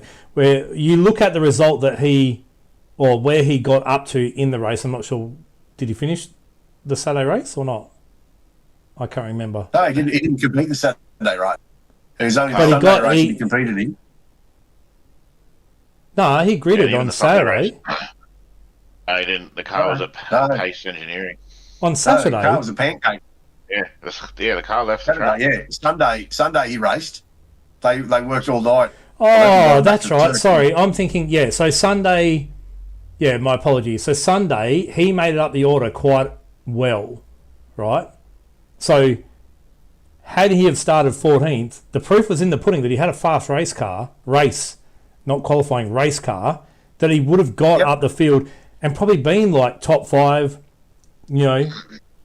And he would have made it, and he would have made it through. Yep. So he didn't race on Saturday. Yeah. I don't know who made that decision, or who didn't make the decision, but you'd want to look very hard in the team at it because, he's a pretty hard character. He's a hard head. And he said, no, get it fixed. I'll go out. I'll do this. You've got to say, no, dude. No. And that, to me, that's not, he's not complete racer yet. He's got skill and he's got speed and he's got bravado. And he's willing to pull it all on the line. Yeah. But right head has to prevail there. It has to prevail. And you've got to accept where you are. We've made a small mistake. We're going to build. We can build from there. That's where we've got to build. And if you look at when at Bathurst that happened, where he made that mistake and ran into the back of Kyle, like his race was going downtown. That's a huge mistake to make. Yeah. So there's still little chinks. Yeah. But there's no doubt he's fast. But in the system that he's got, he's now out, and that's it. Yeah. And I think, we talked about this, Mike, in our Henry James Racing chat. It takes, everyone was talking about, say, Brock getting crashed out by somebody and then not having a repairable car. And literally, that happened to Brody. Yep. And you're talking about a guy who's had the best season up to date in Brock, and at a flash of click of the fingers, could have just been punted, crashed out, car not repairable, miss a race, and you're done. And, because of this playoffs thing or whatever the hell they call it, Rubbish. Stupid. Like it. Yeah. I think NASCAR has just played out a similar thing where Connor Zilic, who'd won Yep. Yes. Yep. ton of races this year. 10 Finishes races. second in the final. Finishes second in the finale and loses the championship. Wasn't it Hamlin? 2 races. Denny Hamlin? Was that? Wasn't it Denny Hamlin? I think it happened to him too. Yeah, it happened to him Young too. fella Denny in Oh, Hamlin. okay. Yeah. In the Infinity Series. Xfinity. Oh, okay. Sorry, yeah. Xfinity Series. The second, Zilic- the Super 2 of NASCAR. Yeah. Yeah. So, I raise a question. Was it also not Supercar's responsibility to assess the car, Brody's car, and say, no, you either replace the front bar properly or it doesn't leave the pit lane? Because I swear there have been lesser damaged cars that have gotten black flags come in and fix it than that thing had. Yeah, I I agree. still don't believe the car was unsafe when it left pit lane, but that the last hit on that tyre bundle obviously absolutely fucked it. But if he didn't hit that tyre bundle, it'd be okay. Like I don't think the car was inherently unsafe when it left the pit lane, but like you've been saying, like you got to make that call. So look, we're going to finish 15th in quality. Let's just focus on the race tomorrow or this afternoon. That's the I think in hindsight they probably would have done that. Some of the other teams, even in the next few rounds, may do that. They go, hey, look, rather than write the car off for a whole day, let's get round to the final championship, like to the final round of the championship. Literally, that's the aim. Brody had to win. He pretty much had to win the Sunday race in order to get through. Yep. There was no way he was getting through if he didn't win that race. That was the only way he could get through. So, and truth be known, that car will probably not be raced again. They've gone to the ex-Will Davison car that got swapped out before Bathurst. Yeah. They fixed it. They got it on the road, and they raced it. It won't race again. Just the sheer trauma that's gone through the chassis, cactus. And what Dan Stevens has said in the chat is right. NASCAR have an official for every car. Well, I remember I remember back in like the specifically looking at one car saying, is it safe to go out or not? Yep. I remember back in the 90s, man, you used to have an Avesco person. I remember the Avesco written across the back of their overalls, and they would look at a car and just go, no, that there, no way, that's not. Yeah. Until you fix that, it doesn't leave your pit box. Yeah. Yeah. I think it's a failing, and there's a little bit of a question mark all the way around on supercars with that event. The starters, where those photographers were, I've actually stood in that position. First year that IndyCar was there, 1990, thereabouts? Yep. I was where they were with a camera shooting through the hole in the fence with IndyCars coming straight to you. And a couple of them clattered the fence there, but none of them went straight in. Yep. A couple of them banged it coming out and tore wheels off it, and they scattered off down towards halfway down to the second chicane, which is now the turn that takes you back to the shore. But, you looked at them, and even then I looked at it and thought, there is no fudge factor here for me. And I actually moved back slightly and stayed off the concrete. And there was less tyre bundles there then. Moved back off the concrete. If this thing goes straight in, there's no time to react. Well, the minute you see it coming towards you, by the time you start to move, it's in. And I actually stood back about 6-8 inches further back, right, and off the bundle and shot through. I got great photos, but it scared the bejesus out of me. I wasn't there a hell of a long time, I can tell you. No, so, definitely. Supercars need, and seriously, they've looked at photographers and where they can go. I've got a mate who's a photographer, and there's been a lot of places in Bathurst that are closed off now to photographers. Yeah. That you can't go there anymore. You're not allowed to go there. And the other thing for supercars is this whole flying act, the spectacle of cars getting four wheels off the ground, going over those back chicanes. That's not racing. No. It's great armour, but you are meters away from a major disaster, the destruction of a complete car, possibly a hurt driver. In the worst case scenario, flying off these things as it's rolling and flipping and going over the fence into the crowd. I just can't believe that. I can't believe that supercars turn into stadium supercars. Yeah, it's like stadium trucks, isn't it? I think there's a photo that I shared within in the chat, and literally there was half a car width between the left-hand side of the car and the actual apex of the corner. Of the corner. It was a joke. Like, how's that not cutting? How's that not cutting the course? Yeah, you have to have two wheels inside what, and it wasn't a white line either, was it? It was a slightly different yellow colour when it went sort of around, and then you had the curbing go up, and then you had the high part of the curb. Yep. And so there's a white line, there's a raised piece, and then there's a rounded piece, and they're outside that. The whole car is at least a metre track. Oh, basically inside the curb. Yeah. Yes, they were. They were going, and supercars were going on about how spectacular the photos were. Fuck off. The thing that annoyed me was the fact you could get a curb strike on the fucking way into that chicane. Like, that is a joke. Like, either have them or you fucking don't. Yeah. So that ruined Matt Payne's qualifying. Like, when he got a curb strike there, I'm like, are you fucking shitting me? Mike's like, these cars have been cutting that corner, and the old mate gets a curb strike. I'm like, no, that's bullshit. So, yeah, that's got to go for next year. They need to do something about it. And it was actually Terry Wyhoon. I don't know if you remember, they used to run the NASCARs as a support category to the IndyCar on the Gold Coast. Yep. And he posted up a picture in a chat group somewhere online, and literally those curbs were flat. They were literally flat. They were just a rippled curb flat, right, for the IndyCars. And the NASCARs used to go through there. Like, just tell these guys, mate, if you're cutting the track, fuck off, penalty, done. That's it. It's easy to do. There's a picture of Michael Andretti airborne through, I want to say the first chicane, I think in 94-ish. Yep. Where he's gone through there and got airborne through one of those curbs. Was he doing some of these out the window? Out the cockpit? And as soon as I saw those cars doing that, it instantly reminded me of that image from in 94, I think it was. Andretti going over one of the curbs and just absolutely launching the car. But it was kind of cool to watch, and then it just kind of got old though. It was like, this isn't racing anymore. The first time you see it, it's like, oh, they're having a go.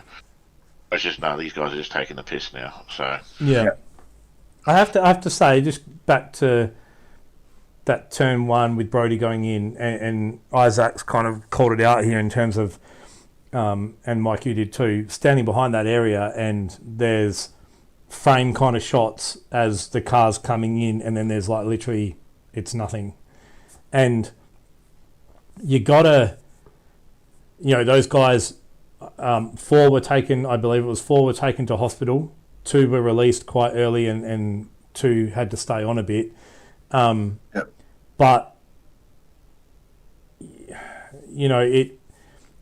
I guess as a photographer, I'm not, but for photographers, it shows the dangers in their involvement in their area that they're trying to work in to get that shot, right? And the report that I read from one of the photographers was he got thrown back 2 meters plus from the impact of that wall, the concrete block wall, moving a meter back from its original position. So, man, that's... 2 of them had fractured ankles, I think I heard. Fractured ankles from 2 of them. Yeah, I know one had an elbow from a bolt that came through and smashed onto his elbow. I actually wish that supercars had reported on them a little bit more. I know that they did report on them, but I think they could have reported a bit more, and there were people out there that were watching that could have been family, friends, etc., and wanting an update. So, yeah, mate, they are liable. They are way liable for those injuries. They've deemed that an acceptable place to be. Oh, okay. They would have too, wouldn't they? This comes under workplace health and safety. Yeah. Those people are working. They're photographers. They might be freelance photographers. They might have signed an NDA, but the supercars are liable for the safety of everybody. Yeah. Doesn't matter how much your ticket says motor racing is dangerous. When you get hurt, it's your fault. It's got nothing to do with us. Absolutely not right. Yeah. And they'll argue it, and they try and weasel out of it. But I can tell you, for a photographer in that situation, they're absolutely liable, and that's why they don't want to talk about it. Yeah. Okay. That's not a. That's, and I don't have that from anybody. I just know that from what even Queensland, like health and safety, is up here. Yeah. Absolutely, they are liable. Well, who's liable? Talking about liable, who's liable for Woody's heartbreak again? Ryan Woods. You wouldn't want to be. Well, you wouldn't want to be the mechanic, would you? That took those. Well, they used balls or something they put into the fuel tank to limit the capacity of the tank, and they've got a plate that they can undo on the bladder to open up. So they've got a large opening, and they can take those balls out. And it was that plate that worked its way loose and started leaking. Mate, that's unfortunate human error. You got to feel sorry for him because, man, he was pretty hot. He was on fire, wasn't he? On it. He was. Both Bathurst really and on now it. Gold Coast, he is absolutely finding his form. And a young kid, rookie season or not? No, he's done. No, he last raced year was year, rookie? last year. Okay, so last year was rookie season. Man,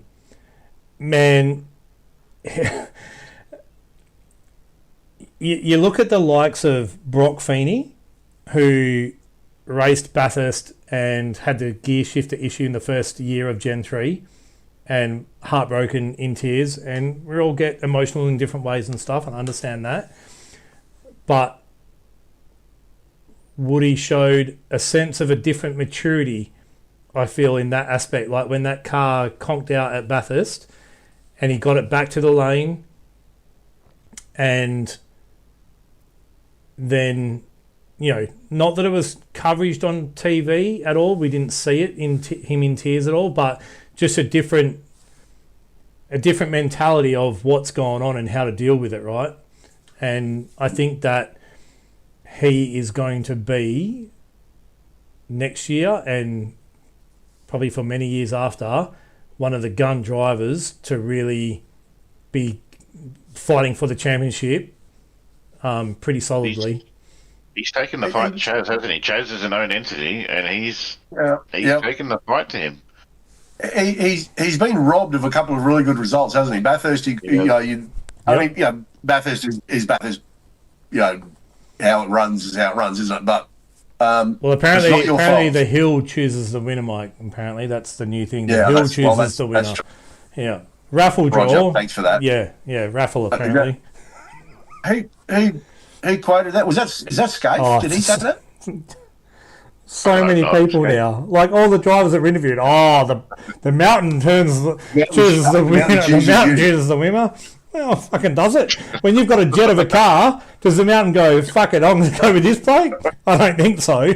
Mountain has no idea. It's luck, isn't it? It's luck, isn't it? Mountain chooses you. Fucking, come on. They talk some shit sometimes. That brings us to, I think, like Wood is now eliminated, I believe, from the Woody's out. Yeah, thing. Yep. Kostecki and De Pasquale, I think. And De Pasquale is the other one. Yeah. Okay, yeah, cool. Yep. So they're the three that are out now. So who's gonna go next? Who do you reckon? Is it three that drop? Is it three that drop next round again? Three. And then it leaves four at the end, isn't it? There's four at the end. Who we got? Randall, is he still in it? Randall will be gone. Yeah, if you said on form, Thomas Randall's not quick enough to stay in. Well, he just scraped through this one, didn't he? Really? Kai Allen's actually been doing a pretty good job, so I'm hesitant to say that he'll drop out, but he doesn't have a lot of carryover points, so that's probably the only reason why. Yeah. Kai Allen will probably drop out as well. Yeah. I can't even remember who else is in it. Oh, here we go. Isaac says, Feeney, Waters, Mostert, coin toss between Payne and Brown. Oh, do you know what? I'm going Brown. I reckon Brown will be one of the three that doesn't make it. I think so too. I think Brown... I've got to say, his drive at Surfers, he didn't pass anybody that he didn't hit first. Yeah, I go with that. Awesome. I go with that. I thought that was actually really poor driving. Yeah, I'll see all bump I really and did. run. And I rate him as a driver, but he just had to run into everybody and bump them wide. Whether that's is the cars are so close that so hard to pass, or the tyre deck or whatever, that it's the only way you're going to get the advantage. If it is, I don't think that's racing. Oh, it's not racing. No way. Yeah. It's not. Anybody can hit me up the arse end and like, oh, cool, I've made it through. But everyone's singing his praises. Oh, he's on the mark. He's on the mark. is he? Yeah. No, that's the place. I don't like that. I'm still calling Payne to win. You reckon Payne will win it? Yeah, I'm going to go Payne to win. Oof. Yeah. Who's your dark horse to win? That would be Payne. I reckon Payne is the Oh, so dark horse is Payne. So who's your You're roughie. Well, Cam Waters is your roughie. Yeah, Cam Waters, he'd be a roughie. That's a roughie. See, I don't think he would. No. I think Mostert's going to win. And my dark horse, Kai Allen. He's in a bit of You're an idiot, got a bit of Stevens. pace at the moment. But You're an idiot. Why? Feeney's obviously the favourite. I just did it somewhere in the podcast. Say it again? Did it somewhere in the podcast. Well, it took your time. I was waiting for a lot of this earlier on. Hey, you invited me on. I was being Oh, polite. you got to be polite for a while. Okay. We'll obviously know more after Sandown. We'll have our final four. So and then when is the Sandown round? Is that this weekend or next? I think it's next weekend. I think. Too much gut. Should have been this weekend. Too much gut. That's fucking ridiculous, supercars. Next year, I wasn't going to bring it up, but next year's calendar is the same. Like, there is fucking 4 But or 5 weeks aren't they advertising between it? some of their fucking events. Aren't they advertising it's the busiest calendar that they've had? They're starting the thing in February. I think the OSR 12-hour for starters. Which I'm mighty pissed at. Say that again. Yeah, It's what? They're starting on the 22nd of February? Something like that. Week after the Bathurst 12-hour. I was going to run the OSR 12-hour, and now... It's the longest calendar, not the busiest. It's just the longest. Yeah, it's the longest calendar. It's all in the fucking wording, isn't it, you media fucking people? Yeah. Yeah, there we go. So how we fucking clickbait bullshit. I agree with Dan. 2 in New Zealand. It is about time. Absolutely. I want to see them I agree too. I want to see him on the South Island down at Islands. Is that what it is? Down there, I'd love to see him on that track. Southern's Comfort. Is that what you were saying? Highlands Motorsport. Oh, Highlands. That's where the GT3 race was on the weekend, wasn't it? Yeah, I think so. Yeah, Highlands. okay. Yeah. GT3, GT4. Yeah. Oh, Euro Doesn't look like too bad a circuit. Highlands. Okay, yeah. Good circuit. Yeah. I think one of their races, Tapo and what's the other track they're racing at? Is it Raupuna? Hampton Downs. Pukekohe?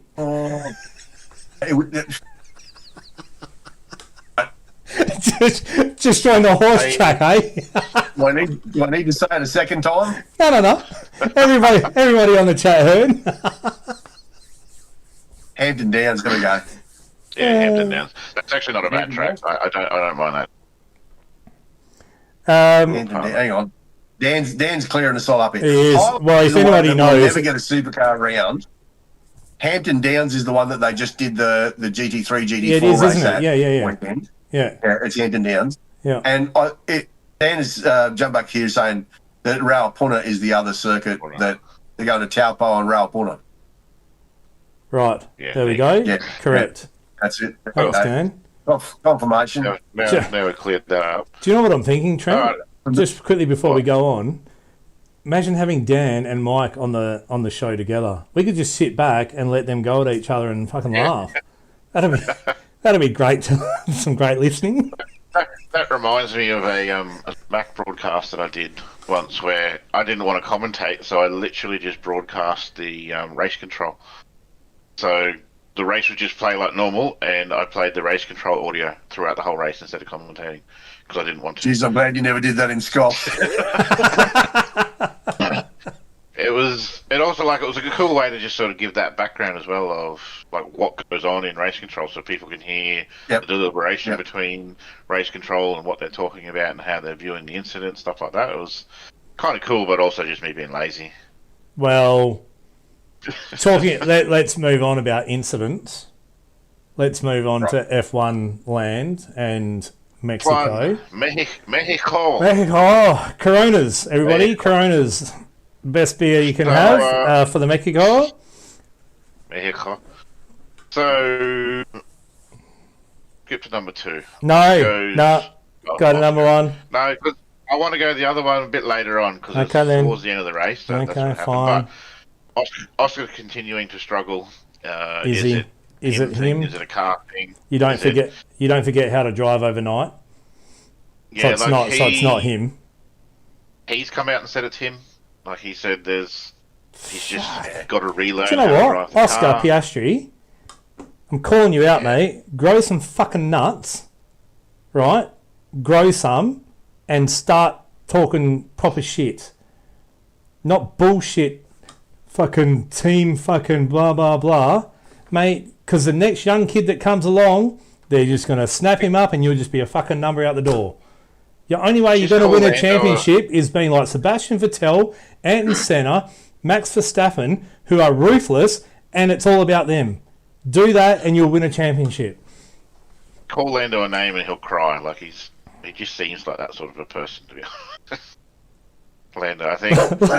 I'm trying to gauge Mike's like facial expressions. Scott, what are you on about? Or no, you're on the money, but. Huge words from the super coach.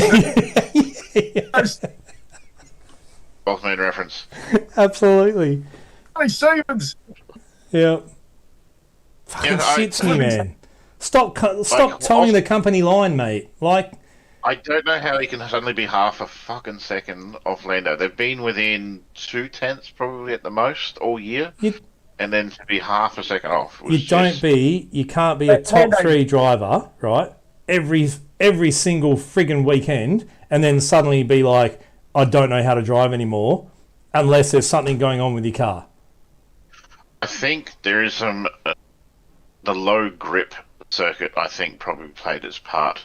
You still got to remember he's only in his 3rd year in F1, but he's still learning. Had no fucking grip. Mike's on the fence. Mike's on the fence. All weekend you could see the cars sliding around, and Oscar seemed to struggle with that, I think. But also the corners he's normally strong in, he struggled with. Yeah, I don't know. I really don't know what it is. I don't trust Zach Brown as far as I could throw him. I think Brown is very untrustworthy. And at the end of 24 or part the way through, he said, Lando's going to stick with us. You know, I've told him, I've promised him we'll get him a championship. And that just keeps resonating with me. So how do you do that? I don't know how you do that and it not being noticed by somebody, because you've got to tell somebody to do something.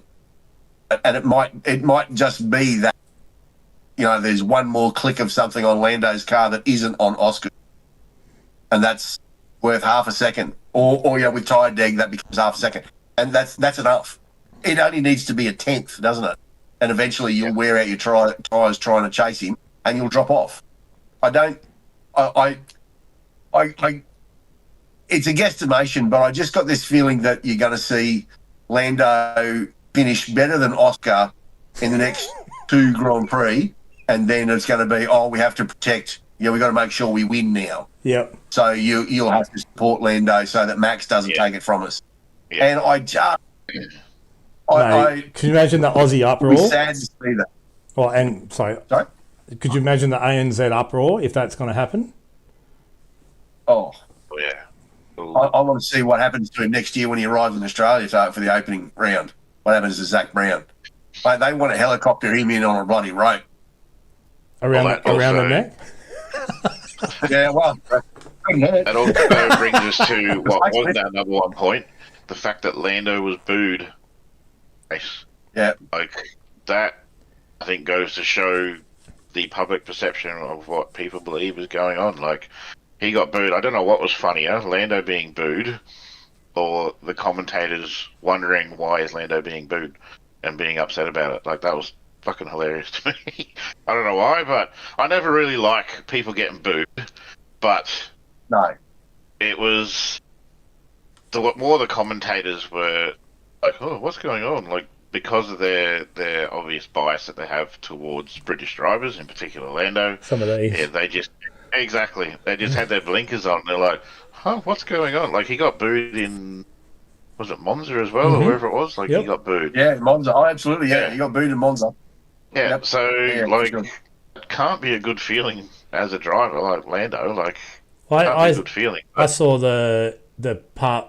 Forgot the driver who was interviewing him, but they were doing the interviews, and he just stood there. He stood there literally for about 30 seconds, just going, I literally, I don't know what to do right now because I'm literally getting booed, and like, you can stand there as dumb as you want, pretending that you don't know why, but deep down you know why.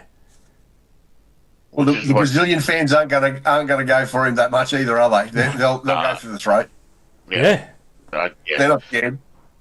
Yep, I think, it's going to be interesting how crowds do react if he has success, especially if they perceive Oscar not having the same opportunities presented to him as Lando has. Yep. It'll be interesting to see what happens at Interlagos, I think. Yep. So some of the penalties that were handed out during that race, do we think there was some inconsistencies in those? Like Leclerc literally corner. I know they take a bit of a different view, lap one, turn one sort of thing, but that was just a blatant leaving the track and gaining an advantage. And Hamilton got a penalty later on for gaining an advantage, and I think there was another driver somewhere that cut the track but didn't get a penalty. It was Max, was it? Oh, Max's first lap tour across the grass, brilliant. Yeah. At least he gave the positions back, and then you had George Russell on the radio. Oh, he's got to give the position back, mate. He's 3-4 car lengths ahead of you going into the corner, and you reckon you should give the position back? He gave the position back to the Ferraris, which I think was correct. He was level with them going into the corner, right? Level with them, but left the track. So he let the two Ferraris go through, and I think that was the right thing to do. I don't know what George was smoking to think that he had to be let through as well. What's the grass like in Mexico? I don't know. Is that what we need to ask George? George, if you're a listener on the show, if you're a listener on the show, George, let us know. Reach out to us on what the grass is like in Mexico. Happy to hear from you. Have any of you guys watched that Lollipop Man comics? I think they're called. Oh yes, the cartoony things. Yeah. Yep. Yes, that is fucking hilarious. I encourage anyone to go and watch those shorts. After most races, they put up a little comedy cartoon about drivers. They don't use their actual names because of licensing and shit like that, but you know who they are. Yeah. And the voices and stuff that they put on, they come up with these little storylines. They take snippets from the event over the weekend and they just make little bits of comedy out of it. Really worth a watch. I definitely recommend watching them. They're awesome. The last one we've got here for the F1. Well, did we agree that penalties are consistent? Not really, hey, then. A little.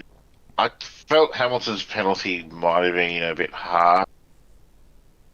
He probably should have got a penalty for not following race director's directions because he didn't take that little track was there. So he probably should have got a penalty for that, not for gaining an advantage. I don't know. Yeah, I haven't actually seen it, so I don't know what the penalties were handed out. Literally, I saw the start of the race into corner one, and that's all I've watched of it. I think he copped 10 seconds from memory for his penalty of leaving the track and gaining an advantage. Yeah, okay. But I think he also did leave the track and he didn't back off. He just tracked and then kept going. Right. So there was a bit of that. The other thing, a little bit of controversy, was the late virtual safety car that occurred with a couple of laps to go. Carlos Sainz, he spun in the arena section, hit the wall, car was action. He drove it towards the gap in the wall, but the car was still poking out a little bit, and there was a VSC called. So there's a lot of controversy around whether or not that should have happened, because Max was chasing down Charles, obviously. Oscar was chasing whoever he was chasing, George? I can't remember. People are like, oh, they called the VSC, they shouldn't have done it, blah, blah, blah. How many laps to go? Like 3 or something, 3 or 4 laps to go. But what people didn't see was the fact that there was actually a fire on board the car, so they had to have marshals out on the track with extinguishers. Definitely then. That's it. That's a no given. That's it. Yeah, and that's what people didn't see. They go, oh, the car's out of the way, it shouldn't be an issue, but it's the fact that the marshals had to go on the track with the fire extinguishers that, yes, it was still out of the way, but the fact that marshals are out there behind the wall or in front of the wall, they're in the racing line, so yeah, they had to call the VSC, which also reminds me of an incident, I think on lap 2 or 3, no, lap 2 I think it was, where 2 marshals were running across the track as Liam Lawson's come around turn 1. He got the rap. He got the rap for that, I apparently. mean, that solved that. FIA have solved that. They've just put a whole pile of white lines like a zebra crossing across there. Perfect. Fixed. That was not a problem. That was that is There's 2 people with flags on the other sides of the track. Kitty crossing. I mean, really scary. No. Yeah, very, very lucky that someone didn't get hurt or even killed. It was close. It was very close. It really was. Isn't there a guy back in the day, 70s, 80s, that got hit by an F1 car and took his legs out? Like, absolutely, there was. There's been 2 accidents like that. One was on the Duke of Zolder in the early 80s, and he was the mechanic to Riccardo Patrici's Arrow, and it stalled, and he ran out onto the back of onto the grid, the starter mode to fire the thing up, and the race started. The car behind him took off. It stepped out from behind. The car behind them ran into him and broke both his legs. Before that, at Kyalami in 74. Are you sure? Tom Price was. Are you 100%? Tom Price was killed. He down the front straight at Kyalami, a fire marshal ran across the track in front of him to attend to another car, and he hit the fire marshal and killed him. And the fire extinguisher hit Tom Price in the head. Oh, wow. Killed him too, yeah. Look at that. Freaking Isaac. Holy shitballs, man. The Noonan of Supercar of freaking... he's got it. He knows his shit. Yeah. That's your new nickname, Isaac. I'm going to just kind of call you Noons from now on. I've accidentally seen that video before I knew what it was, and I definitely do not recommend that. Yeah, it's pretty horrendous. Speaking of, I'd never seen this before. In the movie Rush, in the opening, I guess, F2 kind of F3 race, whatever it is, must be in England or whatnot, and there's a scene where they're in the pits and somebody's had a crash, and then the next scene is them kind of standing at the crash, and unless you pause it, you don't realise that the picture is of somebody's head being decapitated, and it's in the friggin' movie. Yep. Never knew this until it happened. Like, I went and watched it again one day. I'm like, hang on a minute, that's all blood and... Hang on, there's a... Where's the helmet? Oh my gosh. There's no helmet. Yeah. Like, literally, they had seen it and everything. Horrific. Worth a look, maybe, if you want. Horrific. Some gory stuff. I've actually seen that in real life happen at Lakeside. Ugh. There's a guy called Ivan Ty, owns Ty Engineering, drove Formula 5000s, a Chevron Formula 5000, and he was racing against a guy called Glyn Scott. You remember Gary Scott drove a Yes. Nissan Bluebird? Yep. Remember him? Well, that's Glyn Scott was his father, and quite a talented driver. And the two of them tangled going down the main straight at Lakeside. They came down onto the main straight together, and they tangled. At that stage, there was only like one strand of guardrail that went along the fence, and then sort of, and then it was just catch fencing, like a normal wire fence that went around the curve and out to the front, out to the lake. And they tangled, and Glyn Scott bounced off and took off and went underneath the guardrail, and it took his head off. That happened 100 metres past where we was in. It was horrible. Imagine being first on scene. Like, you'd just be like, oh, what the fuck? Well, imagine standing there as a spectator and watching his head rolling down inside his helmet, rolling down the road. There you go, yep. It just shaved it off, shaved it clean off. And they just literally put a sheet over the top of the car with him still in the car, and they put it underneath the shed, and the race meeting went on. Police had to investigate the death and all that sort of stuff in the car. Yeah, it's pretty horrible. That's horrible shit. Horrible. Oh, that's a bit of a shit way to end the show. It was. No, it's saying I saw it. But that's what we're all about here, right? That's I was going to try and think of a joke. I mean, Mike's been a prick all show. He hasn't said anything good about us, Trent, all show, you know. Pretty standard. I've enjoyed Trent's company.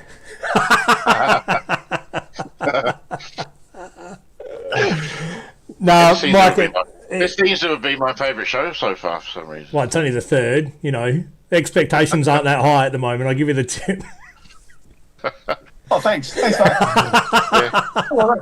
I think material. I think Mike was like the ninth person we asked to come on the show. This is what I get. Well, we had to go through 9 people before we got to you to come on the show, Mike. So, you know. Not really. Not really. That was only 4. Oh, here we go. Dan Stevens, question from Mike.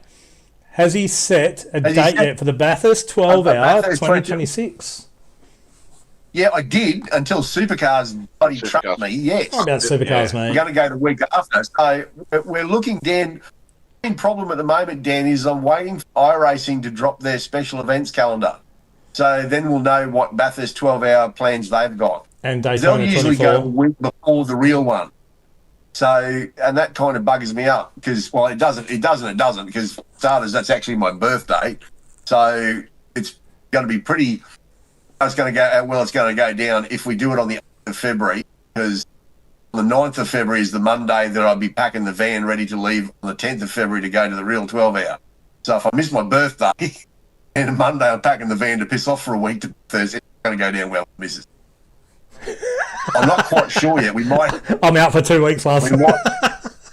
And then she booked something for early March. I think we're going to see Frozen. Median, like, no.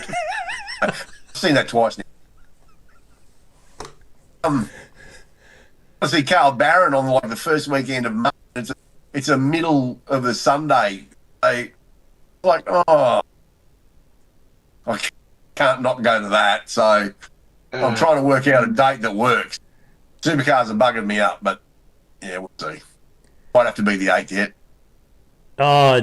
Mr. Jared himself, I'm trying. Simple Racing Broadcasts. They bring you some magical broadcasts of the MC Motorsport Monday Night Series, among other V8 series through the week. Welcome, mate. You are a little bit late. We actually are wrapping up, to be honest. We're actually about to say goodnight. So. Yeah, but jump on board tomorrow and listen to the show on the way to work, even on Spotify. We're on Spotify. Don't forget that. Just search iRace ANZ Chat Show, or just check out the ignorance. Who's Simple Racing Broadcast? Who is that? So Jared, he does Jared C. Jared helps out here, man. Scott. But he does some really nice broadcasts of the MC Motorsport League on Monday nights. The Alliance V8 series, I think, is another one. I'm not sure if it's called Alliance. I think it is.